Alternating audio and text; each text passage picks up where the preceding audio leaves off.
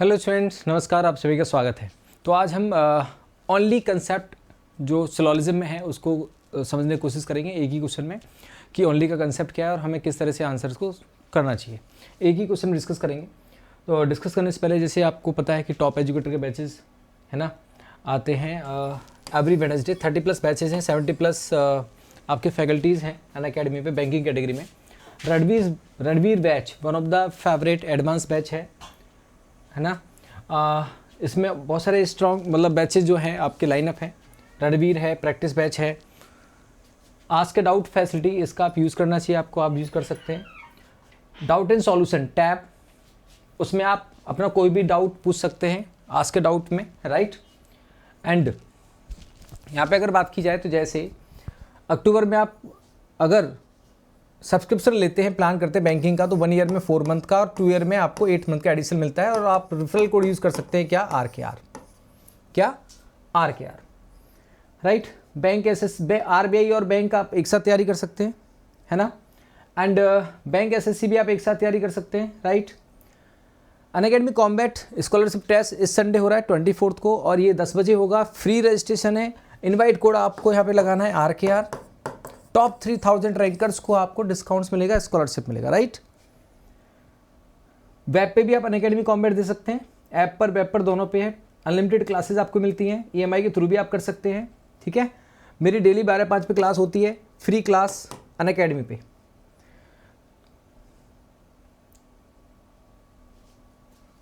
तो यहाँ पे हम अभी डिस्कस करने जा रहे हैं क्या, एक ही क्वेश्चन में आपको ओनली का कंसेप्ट आपको क्लियर करना है। एक ही क्वेश्चन में ओनली का कंसेप्ट आप कैसे क्लियर करेंगे, देखिए। अब मैं एक सवाल लेता हूँ, उस सवाल में हम क्लियर कर लेते हैं कि ओनली का कंसेप्ट हम एक ही क्वेश्चन में कैसे क्लियर करेंगे, ठीक है। तो आप ध्यान से समझना जरा, एक ही क्वेश्चन में सारी चीज़ें क्लियर। जैसे फॉर एग्जाम्पल ओनली कंसेप्ट को हम समझने जा रहे हैं, ओनली कंसेप्ट इन सिलोजिज्म, ठीक है। फॉर एग्जाम्पल आपका कोई स्टेटमेंट है और वो कहता है only X or Y, right, sum X or Q, okay, then sum Q or F, only F or W। ये आपका स्टेटमेंट है। ओनली ऑल का रिवर्स केस होता है, ऑफ कोर्स आप जानते हैं। जैसे कहा गया कि केवल ओनली ग्रेजुएट्स आर पीओ, केवल ग्रेजुएट ही पीओ हैं, राइट। केवल ग्रेजुएट ही पीओ हैं, तो ये नहीं कहा गया कि सारे ग्रेजुएट पीओ होंगे। केवल only graduates are PO, it means केवल ग्रेजुएट ही पीओ है, इट मीन्स सारे जो पीओ होंगे वो क्या होंगे, ग्रेजुएट, ठीक। जैसे केवल X ही क्या है, Y है, केवल X ही Y है, तो सारा जो Y है वो क्या हो जाएगा, X हो जाएगा। जैसे only educated are IAS, only educated are IAS, तो सारे एजुकेटेड IAS हो जरूरी नहीं है, लेकिन सारे IAS क्या होंगे, एजुकेटेड होंगे, तो सारे Y क्या हो जाएंगे, X हो जाएंगे। तो हमने यहाँ पे स्टेटमेंट बनाया कि सारा जो Y है वो क्या हो जाएगा दोस्तों, X हो जाएगा। X का कुछ पार्ट क्या है, Q, ओके। Q का कुछ पार्ट क्या है दोस्तों, F, और कहता है ओनली F और W, सारा W क्या हो जाएगा, F हो जाएगा। इतना तो आपको समझ में आ गया, लेकिन यहाँ पे दूसरी बात भी समझनी है। ओनली अपने आप, ओनली क्या होता है, एक डेफिनेट वर्ड है जो चीज़ों को डेफिनेट कर देता है। केवल X ही Y है, इसकी गहराई को समझना। यहाँ पे क्या कर रहा है, डेफिनेट कर रहा है, क्या कर रहा है, डेफिनेट कर रहा है। एक एंटिटी है, ये क्या है, एंटिटी है, और ये क्या कर रहा है, डेफिनेट कर रहा है। ये एंटिटी और क्या कर रहा है, डेफिनेट कर रहा है। केवल X ही Y है और कोई चीज Y नहीं है, समझना। केवल X ही Y है। जैसे मैंने कहा केवल राहुल ही रवि का ब्रदर है, तो और कोई रवि का ब्रदर नहीं हो सकता, ऐसे ना। तो फॉर एग्जांपल केवल जो कि डेफिनेट करता है, केवल X ही क्या है, Y है, तो और कोई चीज Y नहीं हो सकती। तो मीन्स इसका मतलब ये हो गया Y कैन नॉट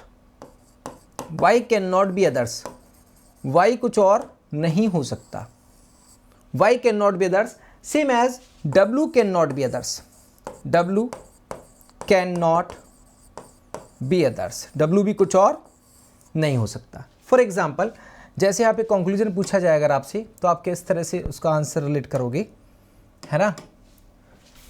कंक्लूजन आपसे पूछा गया यहाँ पे, नो y इज q, ठीक है।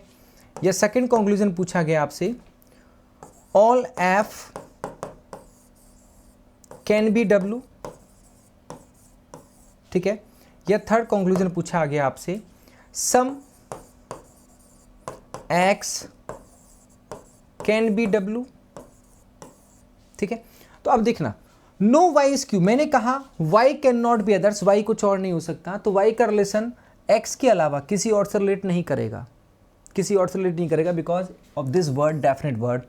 तो y का x के अलावा जो भी ग्रुप ऑफ आइटम होगा उस सबके साथ नो का रिलेशन क्या हो जाएगा, definite. First one is true, first one is true.